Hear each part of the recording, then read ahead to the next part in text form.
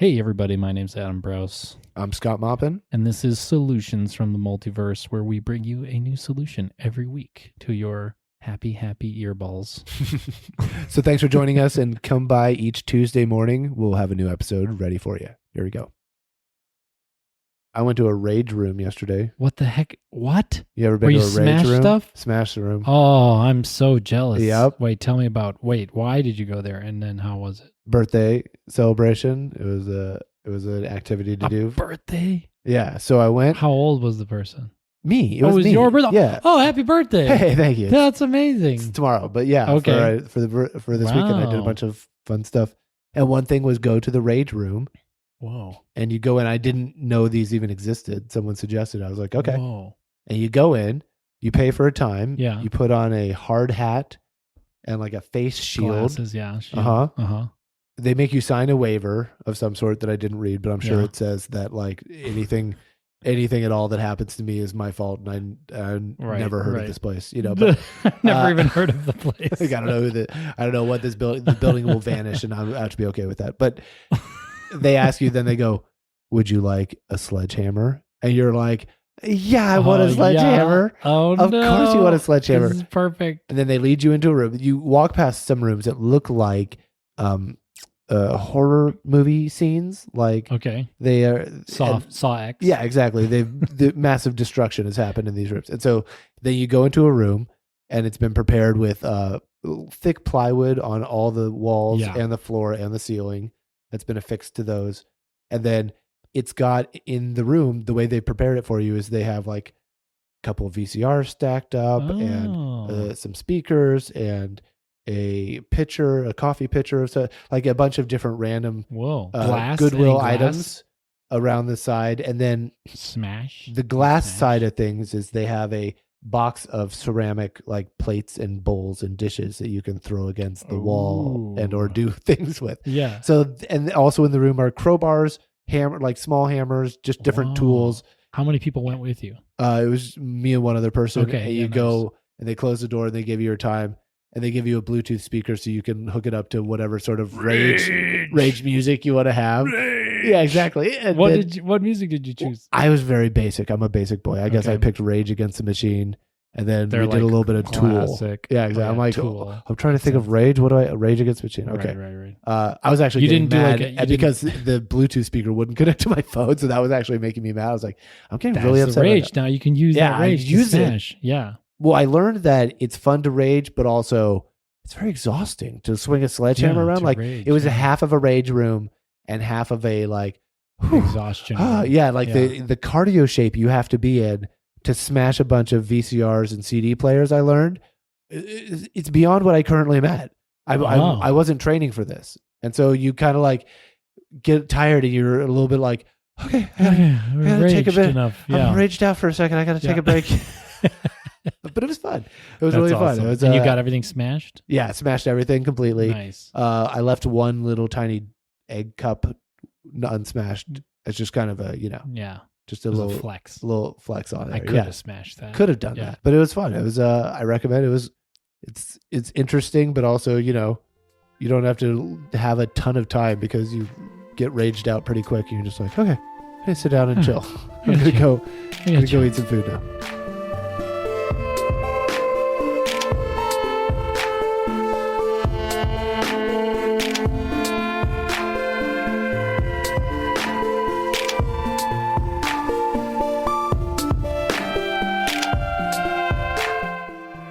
All right, so do you Should we have a solution? solution for me? God dang it. Bring it on. I want it. We're just always fixing the big stuff, Voting. Are you climate. upset about that? You don't We want to always fix the big stuff? The big things. Are you telling me that today we're going to fix small things? Oh, I saw a solution from the multiverse in real life the other day. Yeah. Not one that we came up with, but it was one that was like, You it saw- could be on our show. You saw a union of moms? What did Yeah. you see, man? We want him. Yeah. We're pregnant and we want to sit down, but we will stand up for our rights. I saw a thing in India where it was a stoplight, Uh-huh. and if it had like an audio sensor, and if the decibels of the sound went higher, then the red light lasted longer. What So would make the decibels go higher? So the problem was people honked their horns too much in Delhi, in India. Yeah. And they were like, we got to get them to stop honking their horns. So they tell them, look, if you honk, you're going to have to wait longer because the sound, the siren thing is going to hear you and going to punish you. Isn't that amazing? Has it worked? Does it? Yeah, they have to sit quietly or the red light lasts longer and longer and longer. Then there's like a hall monitor. It's like, shh. Somebody's car backfires. They're like, come on, stop. Come on. And then it ticks down and then it's green and then they can go. And it trains them to stop honking your horn for no reason. What if I went to visit Delhi and it was just like pin drop silent? Like you could just just Norway. It's just like Norway. It had worked the exact, like it had really worked. And everyone's What's wrong with that? Everyone's walking around That's like good. Doing that whole like cat burglar walk with their legs so that they don't make even like clipping noises with their feet. I think that's a good idea. Quiet. Wearing the toe shoes. Yeah. Sneaking around like cat burglars in New Delhi. Yeah.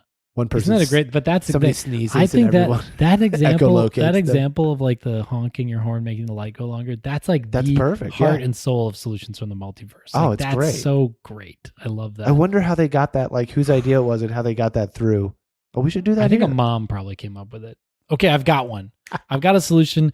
We're going a little lighter, but we're not going totally light to goofiness, but we're to this stoplight. That's amazing. But we're going to go to this. Peer-reviewed documentaries. Peer-reviewed documentaries. Okay. Because people get a lot of information from documentaries. You have people believe that shit. You have peer-reviewed studies in science, right? Journal articles. Okay, which means I'm a scientist. I publish my findings. My peers, other scientists, also do my experiment and then say, or read my stuff. Yeah, they just read the paper. They just read the paper. Yeah, that seems like it would be right. There's nothing too wacky here. Yeah. Okay, so I think I see where we're going now. Then to peer-reviewed documentaries. It wouldn't be a bunch of trash. Your documentary, you make a documentary, and now, like the studies, so you do what? What do you do? So, like, you could write a paper about anything, and you can just put it on the internet. It's called a blog post. Right. You can do anything you want. But that's not peer-reviewed journal, right? Same thing with documentaries is what we should have. You can just film a documentary and, like, say whatever crap you want.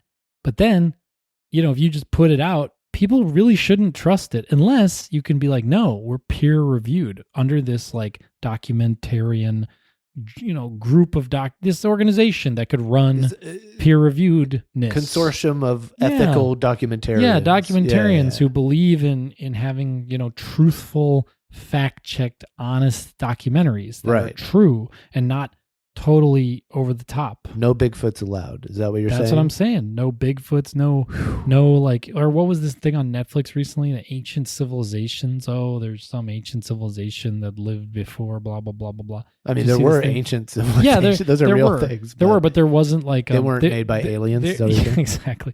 No, there was a guy saying that... We don't know that.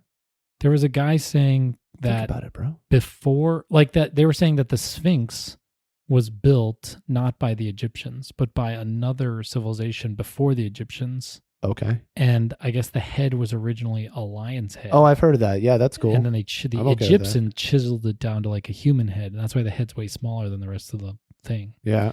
And like proportionally. Well, like a new ruler was like, make that my head. Put my head on that thing. Like put my head on stuff. Yeah, kind of like sounds good. Yeah. And they're like, but it's a lion. They're like, well, carve it in. Carve it down. Yeah. Go for it. So here's the thing. The guy's not wrong. There were like basically what he's I've heard this guy is using like the rain patterns on the rock to basically age. Right. And they talk about how like Atlantis, between the head and the rest of it. They're like Atlantis was a thing. Yeah. And they're like, it was the city of some ancient civilization that we don't have like records of because they didn't leave behind records that we can like determine. And so it's just like if you were peer reviewed, he could write something. He could make that documentary. It just couldn't be as wackadoo as it was. He'd have to say what is the truth, which is what we're really discovering, which is that here's what's happening in archaeology. In the past, we thought there was civilized civilizations that had like, architecture, like monumental architecture, and they had division of labor, Uh-huh. and they had stratified society, you know, kings and slaves and stuff. And that was like civilization. It's called cynicism, not cynicism, but Sionism. Right. And it means that, you know, you have all these kind of things at once. But what we're learning is that hunter-gatherer societies actually did a lot of monumental architecture building. That's all we learned. That's it. That's what this documentary should have been about. It should have been about how hunter-gatherers still made monumental architecture. Right. They didn't have division of labor. They didn't have hierarchical societies, but they actually built these monumental structures. They would all come together, kind of like Burning Man. They would like come together, build things, then they'd go away, and every seasonally they'd come back and add to it, Right. dig more and build more. And they'd build these over thousands of years. They'd build these massive structures. It's cool, you know. Yeah. Stonehenge, you know, these hunter-gatherers made that, you know.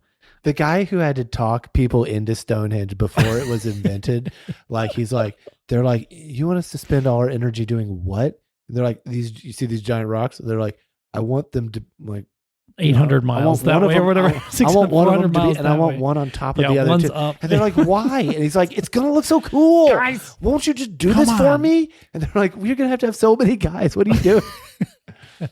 But and then probably they got it up there, and they were like, see? They're like, it's They're fine. like, it's pretty okay. So anyways, that's what the documentary should have been, which is, hey, guess what? Archaeologists have learned that before civilized societies with these other things, there was hunter-gatherers. Turns out hunter-gatherers actually made pretty cool monumental architecture. Cool. Like that would have been a cool documentary. It would have been true, and you could have shown all the cool shots of all the cool ancient stuff. Yeah. And you could have said these people were wrong, and they thought hunter-gatherers were just dumb and never did anything together.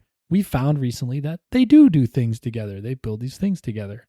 Well, and there are definitely there are documentaries where that, you know, we know that like in the 60s, like the Disney company made all this fake footage of animal stuff for their animal shows and faked this documentary stuff that later is like, everyone's like, boo, boo, you know, and there are documentaries that get out of control. Like for a few weeks, I watched Loose Change, you know, after. Oh, see, Loose and then Change. I was one of those guys for a few weeks who I was like, you know, jet fuel can't melt steel beams, bro. Yeah. You know, like one of those guys. And then, and then other people had to be like, God, that is just made by like, it's a YouTube video. What are you doing? Yeah. And you're like, oh, but if he had submitted it to the documentarian peer review, then that kind of stuff, it would not, right? But here's my other question. It wouldn't be out What there. about people like you who thrive on new ideas that are like the opposite of what a lot of your peers think is the way to do it? Like if you had a documentary on how to start an education situation, a lot of your peers in your peer review would be like, this guy's a crank, you know, like, and they would be like, he's making up things and just, right. Yeah. Like you're saying it would put a damper on. Shut this down. It's all full of lies. And you would have to be like, no, it's just different than what everyone thinks. How do you let that person how do you let those voices still come out and new thoughts? You can say new things in a peer review. All you have to do is just not lie and not say crap that's not backed up by any data. Like if I say, you know, something like on this podcast, I often say things that are kind of crazy, but then I cite sources. I say, you know, there's a plausible, evidence-based plausible reason why this would work. For example, this exact thing, documentary peer review. Would we have to have our podcast peer reviewed every episode? Would be cool. No, that'd probably be too much work. Well, it's kind of an audio documentary, it is kind of an right? audio essay. Yeah, it's kind of an audio paper, but it would take too long. Peer review process takes a long time. One thing about the peer review system that probably people wouldn't like is you get blocked. Like you'll get a reviewer who's just like a stick in the mud. Sure. And they just say like, no, this is like bad. This and this and this is bad. And you might want to make it so that the like documentary, like the voting system for the peer review, you could have like a majority like crush a kind of annoying minority like that. You could like Rotten Tomatoes it, where like this is an aggregate 96% thumbs up from peers or whatever, you know, and then it could be like 50%. And it'd be like some weirdos like, no, trash. It doesn't say enough about how awesome this weird. I mean, you could just do this. I mean, in some ways, maybe just Snopes does this. You know, Snopes.com. Mm-hmm. So they could just do like it could just, maybe Snopes already does this. Like maybe they keep a list of documentaries and say how much bullshit are in each one. Well, it seems right now that the main deterrent against doing this is that your reputation would be bad, or like it would get out that you're like But a that bad doesn't seem to documentarian. But matter. if you cash the check first, some people won't this care. guy, this Netflix thing is called Ancient Apocalypse. I just looked it up. Ancient Apocalypse. This guy is not going down because Which he got a guy? Netflix show. Who are you talking about? Graham Hancock. So he says there was lost civilizations before the last ice age. Yeah. And he has like I don't know. evidence I've heard a lot of interviews. He seems all right. I know. I don't know enough But he's counter actually what he's not saying. all right. No? No, he's not. But do you know, are you like an expert in ancient civilizations? I don't know. I'm not, but I've watched there's a lot of other people who are on like YouTube, for example, who go and destroy his stuff, and they go blow by blow. And these guys are like academic archaeologists, and they cite they like explain. I figured that Graham Hancock would be like one of your guys, because he's like, no, what I like about got the different perspective, and he's trying to tell people. He's like, no, what you're thinking, it's the other way. But the problem is he does way overblown. He sensationalizes. He is saying something interesting, which is hunter-gatherers made monumental architecture. Great. That does not mean that there were ancient civilizations that were, Atlantis, that communed with aliens to make vibrational tools that, it's like they say all these crazy things. Like, it's like, no, it's just hunter-gatherers were not as uncivilized as people assume. They were trading. They would travel long distances and trade. They would travel long distances and bring things, conglomerate things and create, monumental architecture. And they knew geometry. They knew about the stars, but they just didn't have kings and slaves, and they didn't have, division of labor. They didn't have like soldier class and, slave class. And they just were hunter-gatherers. They all did all these things, but then they would hang out together and like build shit for fun, which makes sense. I mean, if, that's what human beings do. Yeah. But if he had said that, then I'd be like, this guy's awesome. And if other archaeologists were like, this guy's full of crap, I'd be like, no, you're full of crap. He's awesome. But he's not saying that stuff. He's saying all the sensational crap. And the archaeologists who are bashing him, they say the good. They say, hunter-gatherer. They say the more moderate position. Sure. And so I'm just saying there is no reputational risk, and there's a far more risk to society because these documentaries, they're so damn compelling, right? Right? You can just take it well in. made, sure. Yeah. Of course. I mean, I consider myself a very, careful, critical, scientific mind person, and I can be watching something and be like, oh my God, I can't believe. And then I have to be like, wait. It's hard. How come nobody ever knew this before? Yeah. I get sucked in, just like you. I was a couple of weeks where I'm like, dude, jet fuel or whatever. You also get documentaries made from like very subjective points of view on things, or whatever, like documentaries about like, here's like about Werner Herzog, or here's the real ark, Noah's Ark or whatever, and other people are like, that's fake. Well, that's all. Some people would say that's 1,000% real. It's but the peer review could discover that based on data, citations, evidence, evidence. What's one of your favorite documentaries? I was trying to think. I was thinking Werner Herzog documentaries would be easy to get peer reviewed because he doesn't make wild claims. He just tells like an individual story. Like, did you ever see Bear Man? That bear's not going to eat that dude. Grizzly Man. Yeah. Grizzly Man. Yeah. That's an example of, it would fly right through a peer review process because he's not saying bears are actually, animatronic on the inside. No bears exist. It's all just robots. He's just telling the story and documenting the story of this strange man. Sure. And as long as that man's real and there's evidence to show that he's a real person and it wasn't faked with actors and stuff, then it would fly through a peer review process. Here's where I think a lot of the documentaries I'm thinking of outside of the political thing, or the thing that you're talking about with ancient alien, I don't know. I don't get into a lot of that, but a lot of the documentaries I'm thinking of are like you're saying, are going to be easy to peer review because they're like animal documentaries, or Alex Honnold climbing the side of a mountain, or exactly the fog of That's war. What I'm saying. That's what I'm saying is this wouldn't be some burdensome thing. It would only be burdensome for the liars, for the bullshitters, the sophists. I feel like the place where you're going to get the most red flags is this new wave of like true crime, revisiting Oh. all these crimes, and they'll be like, was it this person? Did this Well, person if you- actually do it? Yeah, that's We true. think it might. We don't have proof, and it's kind of like whoop whoop. That's Yeah, you right, might- right. You're But just then if needing you're an just end to if your you're story just asking of questions, cold case. you technically aren't making a claim. So maybe you'd get through on that. Isn't that phrase "just asking questions" like used normally to It is. indicate someone It doing is. a bad thing? Yeah, but I'm just saying, like, maybe peer reviewers, maybe it might be a difference in some peer reviewers would be like, nope, they're insinuating all this stuff. Like, I won't allow it to be passed. But other peer reviewers would be like, they're just asking questions, and there actually is some ambiguity in the I like the idea data, of a Rotten Tomatoes version of it, so that if it's like oh, if one person's always poo poo mix poopertons. yeah, poo poo mix naughty pants. He's like, I'm not gonna give anything a thumbs up. Right, Everything right, gets a right. thumbs down except for right. whatever my thing is. Right. Yeah, we definitely want to not let one poopy McSnotter pants, gum up the works. Probably not.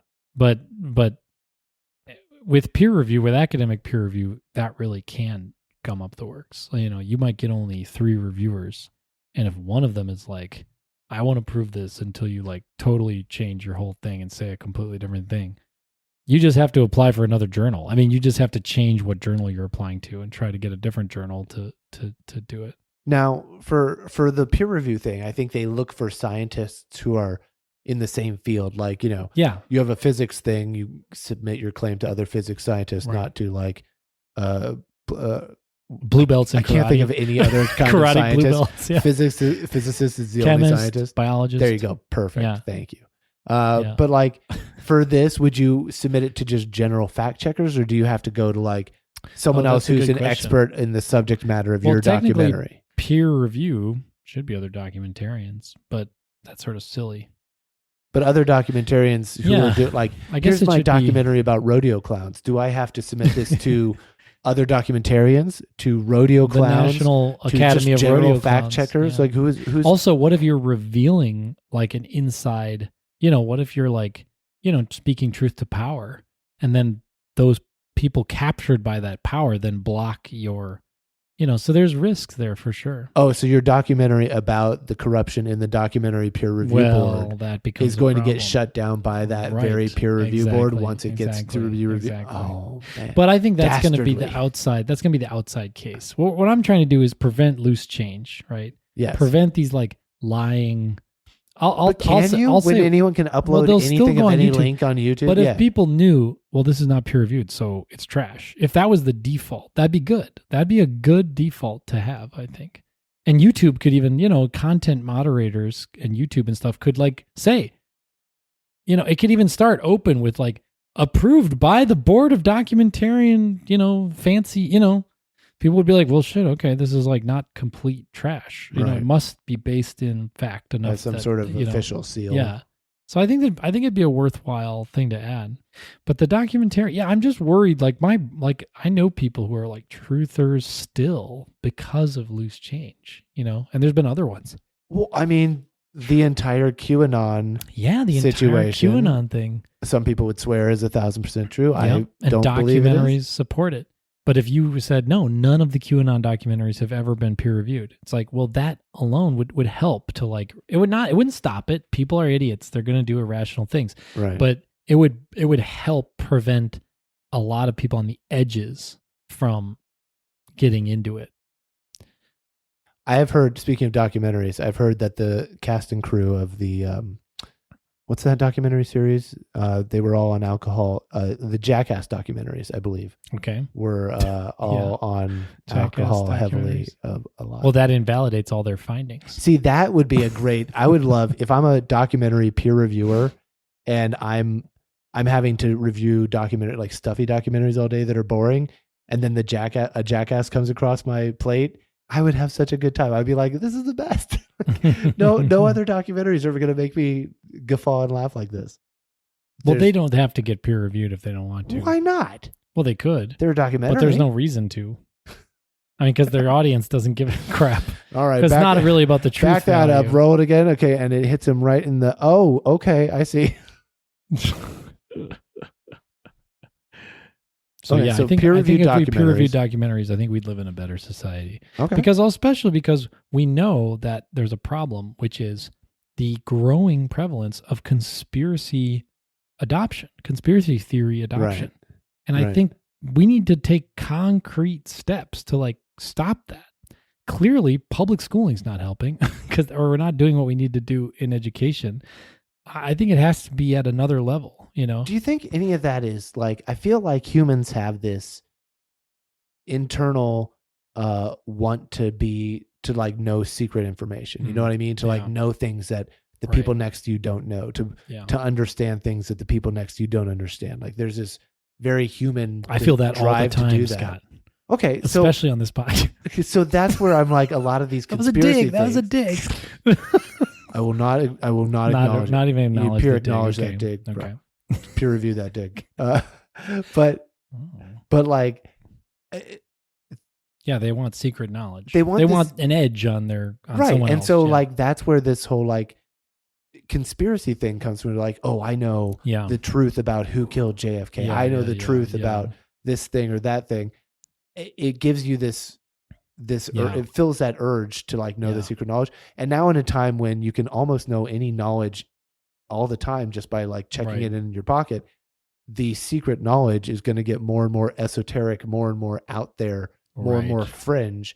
And I feel like conspiracy theories, which is knowing secret knowledge, is going to start getting more and more fringe by default, right? Just because that urge continues to need to the be mystique slaked. of how do things work is sort of being unraveled in real time and always checkable. And so you need to have even more outlandish secret knowledge. The things that you can talk with your friends that aren't checkable. You can't argue about who the home run leader is anymore because you can just check it real fast. That doesn't fill up. So now you can just say the home run leader is actually an alien. So now you need to sit there and argue about whether or not Bigfoot exists because that's not something you can Google definitively that you're going to believe or whatever. You need something that you can create that sort of, or even just controversy. Yeah, exactly. That can't sit around. Balloons that can't be popped right away, right? In order to gain some sort every other balloon, you just press some buttons on your phone and you instantly know, like, Wikipedia says it's this. Yeah, you're like, Kentucky Fried Chicken serves dog poop, and you're like, Google, no, they don't. Only on Tuesdays. Balloons popped. That doesn't work. That conspiracy's bad. Yeah, I think you're right. Yeah, I think that's part of it. Is just kind of a conspiracy treadmill. Always got to have bigger conspiracies. Yeah, they got to get wilder and wilder, sort of, and more out there. Oscar Wilder. Yeah, they got. I think that's part of it. I think also we might have more conspiracies just because people are like, we have more poverty and the economy's not serving people as well as equitably as it used to. And people found, like, I read this study of the January 6th people, like all the people who were at the Capitol and actually stormed the Capitol. Yeah. When you look at their lives, most of them had what the researchers called a shock to their identity. So they like got divorced, or they got just lost their job, or they got really sick and then got better. But they, obviously they have to be healthy enough to go storm the Capitol. But they got like sick and then better, but the sickness like shocked their whole identity. Oh. And when you get your identity shocked like that, you are vulnerable to being kind of picked off by kind of cults or this is the same thing with cults too. When you look at people who are in cults, they generally have like a shock to their identity. You're saying then your loyalty is sort of up for sale after that? Yeah, you're kind of like a free agent. You're kind of like looking for like a basis. But whatever you latch onto, you might latch onto hard. Yeah, really hard. Because you have this shredded identity. It fills in all the gaps, and it alloys. This becomes my identity. This is your now. identity now. I'm Christian. A lot of Christians are like, I found Jesus when I was at rock bottom. Sure. It's like, you had a blow to your identity, and then a religion came in and said, here's the solution to all your problems. And then that like alloyed in and like filled up all the gaps of your identity. And now you'll be Christian the rest of your life because that's like your identity now. Well, the same thing with conspiracies is, you're kind of vulnerable. And then somebody comes in and says, what's actually going on in the country is this, there's these things going on, these nefarious actors. And now you have all this secret knowledge and we're meeting next week to talk about it on the internet. Don't you want to know? You're being invited to the Yeah. You- And you're kind of obviously- important. You're part of a small group. You Yeah. know, we know and no one else does. You already Yeah. know what everyone else knows, but now you can know additional things Yeah. that other people don't Yeah. even know. So in some ways it could just be poverty. But I'm just, so we got to fix poverty and prevent people from having shocks like this. For that, Like free healthcare. Free healthcare would prevent a lot of conspiracy theories because tax billionaires. you would you could tax billionaires and give people free healthcare. That'd be good. Yeah. But if you did that, you would have way less because you wouldn't get sick like that. Well, you'd get sick, but your sicknesses would be managed. You wouldn't lose financially. You wouldn't be at risk. So your identity could kind of stay intact as you were sick and then healed. Same thing. You lose your job. That's a blow to your identity. But if you lost your job but you kept having health care, you'd be kind of more intact. There's like more continuity there. Get divorced, but if you get divorced and the government has a dating requirement, that someone dating requirement goes on nice dates with you and says nice things to you, then Oh, it's not. Is that where you're going with that? Universal dating. That's a pretty good solution. No, it's not. the people that have a hard time getting dates now, there's other people that are forced to go out on dates with them and be nice no matter what. That's a terrible idea. That's no, those people should learn. You've heard this idea though that the dating apps are making it so 80% of women go after 20% of men.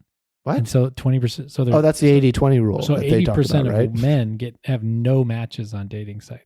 I mean, I've met a lot of men. That seems about right. That ratio. Yeah. I should say about 80% of those guys should probably just check out. Yeah. The problem is that they then become like mercenary revolutionaries, It's true. or they become conspiracy theorists because they're. So what are you saying? 80% of the women go after 20% of the men. Okay. So women are way more selective what they're swiping. Okay. And so they swipe left like most of the time and right only a few of the times. Seems right. So it turns out that good. women only swipe right on like a very small. Turns out 1/5 taking of chances when there's like your safety involved is not. The No. smartest. I'm not saying I'm not judging anyone's behavior. I'm just saying that's the reality, and it's not a good reality because like in the past you could just go to the bar, and like the women there would kind of like size up the men that were there. So how do you fix? What do you do to change that? Like it seems like a natural You're trying result. to get another solution out of me. No. You have one? Maybe. Do you know how to she's all that 80% of guys at the same time? I call it. Everybody, he's take all off your glasses. Oh, it turns out you're gorgeous. Take out your ponytail. Shake Men, your head. take out your ponytail. And now we have 100% women to men dating Beautiful. site, like utopia. We kind of talked about this already, which is the dating university in the app. Make people It more should dateable. train people how to be more dateable. Yes. And just take better pictures. Like when you upload your pictures to a dating app, and like, the dating app should have like an AI or something that reads it. It makes you look better. Well, no, not changes the pictures, but just says your picture scores like a 2 out of 10, Bro. and here's how to get better pictures. Light on your face, smile, Oh my gosh. comb your hair, Could you imagine? You take it. You're feeling vulnerable. You're like, okay, maybe I'm feeling cute. Maybe I'll upload. You upload your picture, and They're the like, computer's like 2 out of 10. Meh. You're like, that's me, and they're like, yeah, you're a 2 out of 10. No, bro. they shouldn't say you're a 2. They should say the Here, quality. we of offer the some AI photograph. services for $9.95. We will brush you. We're gonna up. handsomeize your face for. It's called He's All 40. That. It's called He's All That. Let out your ponytail. Take those glasses off. Handsomize is a word that obviously you're familiar with, right? Absolutely, like Okay. concretize. Just checking. Yeah. Just checking. Handsomize. I wouldn't want you to pretend like. I mean, I like to add eyes onto adjectives in order to make things that adjective. Oh, not like add actual pairs of eyes onto adjectives. I also do that. Googly eyes. That's when you add googlies to things. Googly eyes. Googly eyes is literally adding eyes to the end of an adjective. It's the perfect example. You couldn't have come up with a better one. Googly eyes. Googly eyes. I've googly eyes it. That's right. I think it'd be smart for I mean, that's just a simple solution. But you guys can go back to the canon. You can look at the dating university, romance university episode. Okay. That was more like how to be a better partner, like attachment styles and love languages and stuff. Mhm. But it could also be like the best profiles have these 5 characteristics, and it could just list it out like, oh, cool pictures, different things, like describe yourself at least 120 words, it could easily do that, but they don't do it. I don't know why they don't do it. It seems like it would be better. maybe they kind of want those 80% of men to be paying. Maybe those they're cash cows. Yeah. So if they actually had good profiles, they wouldn't need to pay as much, maybe, because the girls would be like, swiping right and dating them. But so instead, they're like, you look, here's the shitty profiles. Sir, right? You guys got to pay I gotta us. tell you, people are every not month. interested in dating you. But if you pay money, I will pester someone until they are slightly more interested in dating exactly. you. That's And you're like, oh, where do I sign up? Here's all my money. Here's all my money. Let me subscribe. Yeah, exactly. That's probably actually, unfortunately, why they won't do this, because it would be so easy to do. But yeah, it might. But then there's always competition. Like there's no regulations around dating apps. You can just make a new one. So if you could make a new one and everybody on there got great matches, you'd probably succeed. You'd be better than the other ones, but you wouldn't have very much money. That's life's eternal choice, right? That's the choice. Succeed or have money. They are exclusive. If there's one thing we've learned from capitalism. Well, maybe if you did it and you succeeded, someone would buy you just to shut you down. That's the goal, right? That's the real goal. When you start up, you're trying to create a baby that eventually one person's going to need to shut down. Yeah, exactly. You need to create the Hitler baby. Someone's got to kill it. Oh no. Yeah. What? Why aren't we getting funding for our Hitler baby startup? It's so strange.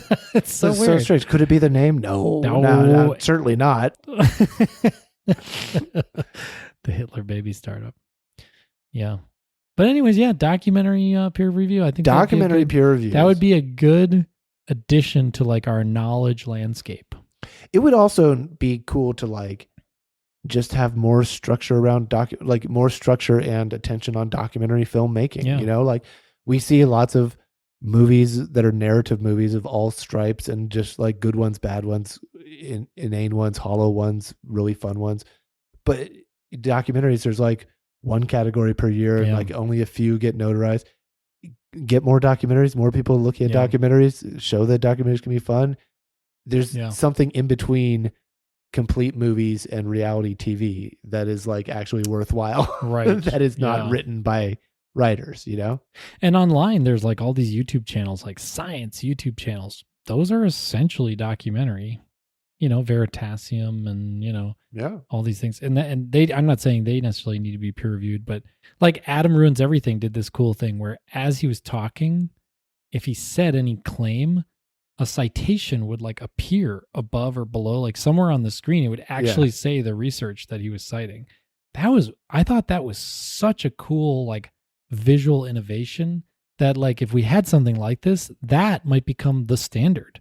Like as you're watching a documentary, there would be citations on the screen. That you could do that, like have your AI just add auto fact check for you. Well, this is a problem time. with citation with AIs actually right now is, if you ask ChatGPT, it'll just give you a bunch of a paragraph of text. It doesn't give you any citations.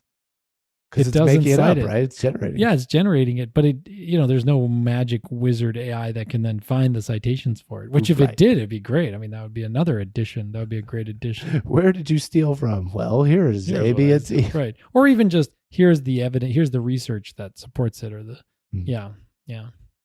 But yeah, well, let's do it. Documentarian. All right, and all you young documentarians out there. We know we have a large band together. Following. We do. Surprisingly, there's thousands. They give us location data and they give us whether or not someone is a documentarian, and that's they do. That's the only two pieces. The stats. The only stats our podcast provides. Thanks. But we know we have a lot of young documentarians out there, so band together and make it happen, right? It could even be a moneymaker. Honestly, I mean, I bet they wouldn't turn down money. Yeah, I don't think. And go contact like documentarians who really care about truth. And say, hey, be on the board of my new organization, and then start, charge an application fee, and start essentially, peer reviewing documentaries. I mean, it's the same thing as starting a scientific journal. It doesn't take any. You don't have to be anyone special. You don't have to be the special. I mean, you have to have some credibility, or people on your board. You have to have the credible. ability to like at least create a little nucleus. To build off of, right? Or an existing like fact checking organization could offer this as like a new product. Yeah. Like we don't want. I remember when Twitter was like went to having to like it was so crazy on there for a while that they had to start adding. They still notes, have that. To they different. Still have that. Yeah, I remember when they had to start adding them. And you started seeing them pop up where it's like these claims are actually disagreed with by all the people who are serious about, like, you're like, oh, okay. And that's been good, right? I think that's been good. Some people don't like it when that happens to their tweets, though. Documentaries, I think, are a specifically unregulated, I don't care about regulation, but it's a specifically dangerous and potent part of our knowledge landscape. I think we need some more, not guardrail. I'm not some like regulate guy, but we need more feedback. We need more watchdog, more kind of layers of checking. Fact checking, the ability to know it, and especially as AI gets more and more convincing, the ability to know what you're watching is actually true or not is going to be more crucial and harder to come by, because fakes are going to get better. Deep fake stuff, and people just write stuff and deep fake things. That could be a part of They'll this be whole like, thing. Here's a video of Obama doing like some crazy stuff. You're like, none of it's real. It's all generated. Yeah. So this organization that started doing the peer reviews could specialize in deep fake identification as well. I mean, it would definitely be something that would be useful, is like making sure that the footage in the documentaries are like not authentic, generated by like, that's very, find me footage of this thing that I need to make my point, even if it's not true. So I'm making a podcast. Well, I'm making a podcast. I know we are right now. Right now. Actually, I'm trying to get this peer reviewed. I have to say true. Who told you? Facts. I didn't want you to know. I'm making a documentary in my mind. I sort of imagining this documentary about art. I guess it would be peer reviewed because I'm making factual statements, but the thesis is just totally subjective. It's just like a theory of art history, like a theory of art. So they wouldn't reject me as long as the facts that I did state were facts. I'd get through the peer review process because my thesis is non-factual. It's just aesthetic opinion. Yeah. But if I said this painting was made by this person on this date and I was wrong, then they'd be like, no, you can't just lie about, who made what art or whatever. But as long as I had all the facts right, I could say anything subjective or metaphysical. Like you could make a Christian or religious, documentary, and it could just be about how you should believe in Jesus or something. But then that would get through because that's just metaphysical. But any kind of claims you made that were factual would have to be true. You'd have to say like, if you said, Caesar was the emperor of Rome when Jesus was alive, it feels like a hard line because it also a lot of, one of those tricks that a lot of the slick documentaries that sell nonsense, one of the tricks is say, 90% real stuff.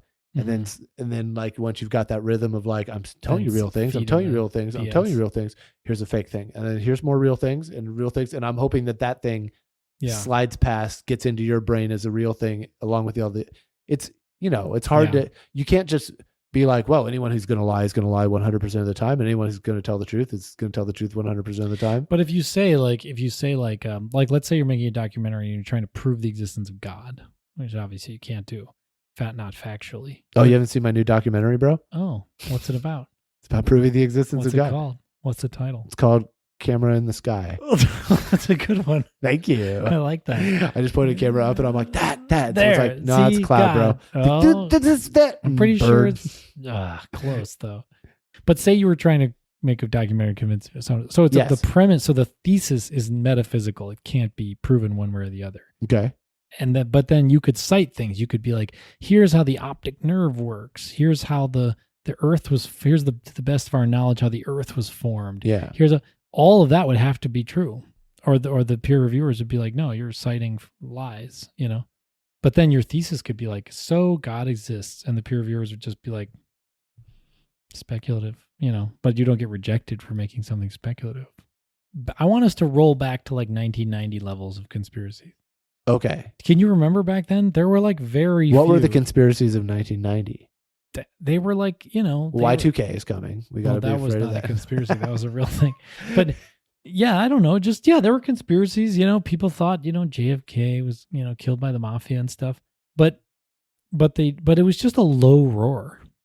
Now it's like, I don't know, maybe it's just San Francisco, but I just like talk to people.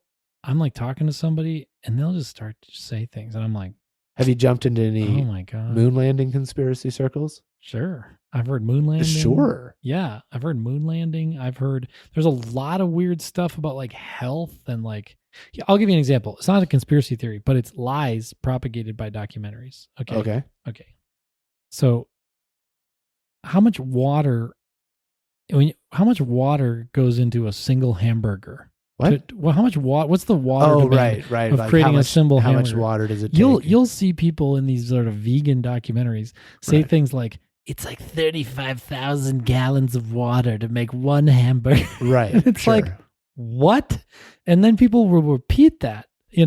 They'll say, "Oh, you can't eat meat because it uses thousands of gallons of water to make every hamburger." Okay. And it's like, no, it doesn't. That's crazy. That's not right. It's definitely not right. And the other thing about the water hamburger thing is, not only does a cow not make one hamburger, a cow doesn't have to consume thousands of gallons of water. Maybe over its lifetime, a cow needs to consume that much water. Right. Okay, but that's not one hamburger. That's like 2,500 hamburgers or more. It's like a huge amount of. One cow makes a huge amount of meat. Okay. But the main point is that they ignore things like saying most cows drink rainwater. Okay. The water was just there. It's not like they took the water away from like a baby that needed water. The water just rains water on the pastures. The water then goes into cisterns and then is given to the cows. This is not like a. I don't know what I mean. Yeah. But these things. I mean, sure, there's a water. But demand. I've heard that there's a water demand for cows. Industrialized meat causes more. It takes a bunch of extra. It does, but they put the numbers too high and they don't add context. 80% of the water cows drink is rainwater. People would immediately think, well, who gives a crap? That Sure, people want to package their argument in the most persuasive way, which sometimes, when you know all the pieces, you're like, I don't think that's really on the. You're not being straight with me, dude. I'm starting to not trust you. Right, exactly. Yeah. But you don't get that if you just watch the movie because you're kind of locked into their argument, which makes it sophistry. What you want is more of a discourse, and the peer review process forces that discourse. You could even say part of the like in the academic peer review process, like I'm writing a philosophy paper about ethics. We talked about it on here, the morality, the minimizing misery morality. I'm writing a paper about that. And I've turned it into a few people who are not, they have been peer reviewers, but they're not my peer reviewers officially. They're just, I was like, can you pretend to be my peer reviewer and give me feedback already? Right. And already one came back and was like, you're not making the counter argument strong enough. You have to make like a really strong counter argument. And did you agree? Like when you see that, are you like, oh, okay. Well, yeah, because he's telling me I won't get published if I don't do that. So documentarian peer reviewers could say the same standard. Hey, if a documentary just takes one angle and just drives it, which is what every documentary does, and never strongly makes the counter argument, right, then this should not get peer review. That would be fantastic. What if you went into a documentary about me eating meat and you actually learned the subtleties of, well, the choice is actually kind of hard, because then it would be really worthwhile. People would be really learning. Right. But instead it's like hard angle. This documentary was made by the beef packers of America. Make meat's great and doesn't hurt anybody. And then this is made by the vegan, PETA, anti-meat people. Guess what? Meat's the worst thing ever. It's Satan's worst thing. It's like, come on, guys. This is kind of the opposite of what you advocated for last week, where you were talking about, these really simple slogans that were like very persuasive and like, oil causes vanilla to go away or whatever. Yeah. Vanilla ice cream. Yeah. Petroleum companies are. But now it's like, okay, but let's have nuance here so that all these stuff is really complicated. Well, that's not documentaries. That's just political. We have more speech, space. Right? Yeah. You're not talking about a poster. You're talking about like a hour 48-minute film. Right. Yeah. Instead of like a soundbite. Which was last week. We were talking about sort of sound bites. Okay. Well, I'll be in favor of it. Let's do it. We can set it up. I've made 0 documentaries so far, but we just need a board that has. We can be like just go on people just recruit a board of good documentarians. We gotta get Ken Burns. He's the big one. Yep. Ken Burns, Werner Herzog. What about who's our Mount Rushmore of the climate guy? The climate guy. The guy who does David Attenborough would do it, I bet. Attenborough for sure. Yeah, He's planet Earthing. Yep. The French. He would come on, and he would be a white whale. The French. He would be the anchor to our board. It's like I'm sitting right in the room with him. David Attenborough. We gotta get that French guy who walked between the. Oh God, what a good the movie. World Trade Center. Yes, Man on a Wire. That is a good documentary. Listeners, watch Man on a Wire. It's so good. That's another one that would pass right through because it's just the story of the That's guy great. doing the thing. There's no Great. like fact claims that matter. Yeah. Oh, well. Cool. All right. I think it's a good one. Let's Bring do it it on. Yeah. Anybody listening, feel free to steal. Feel free These to solutions steal. are open. Oh, the solutions. Feel free to steal the yeah. solutions. No, not Sorry. just steal things off We the street. weren't giving you just Yeah. giving. We weren't encouraging people to just feel free to steal. No, although you could steal. There's insurance for that sort of thing. It's fine. Don't steal. Just Okay. steal. Just don't hurt anybody. All right. but You need steal. stereo. You need stereo headphones, and Adam's on one shoulder, and I'm on the Don't other. steal from individuals, but definitely steal from corporations. They pay What? for insurance for all that. They are Guys, insured. don't do They're anything insured. that's going to get yourselves in trouble. Don't go I to want jail you to be for able it. to Oh, don't listen. get caught. I want you to be able to hear next week's episode. This comes in They don't prison. let you They can listen get in to- oh, you don't get podcasts in prison? I haven't checked. That's a great program. We should do podcasts for prisoners. Podcast for prisoners. That could be a good solution. That's another. Talk you about got it. You tricked me. Talk you about tricked me to do. No, that's yours. You just came up with it. You know what our slogan would be? It'd be talk about a captive audience. Whoa. I don't know. I think I'm a little offended. That's funny. That's sad. All right. Well, guys. thanks everybody for listening. This was a fun one. Catch you next week. See ya. Bye. Bye.